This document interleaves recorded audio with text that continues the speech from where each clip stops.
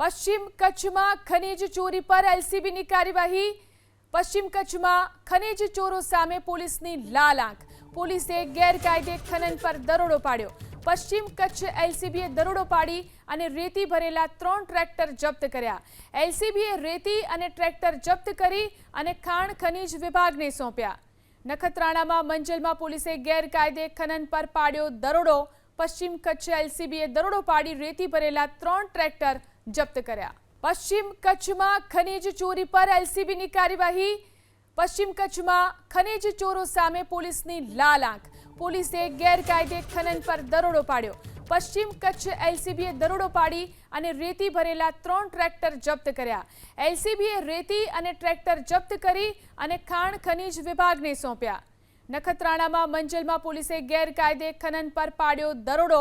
પશ્ચિમ કચ્છ એલસીબીએ દરોડો પાડી રેતી ભરેલા 3 ટ્રેક્ટર જપ્ત કર્યા।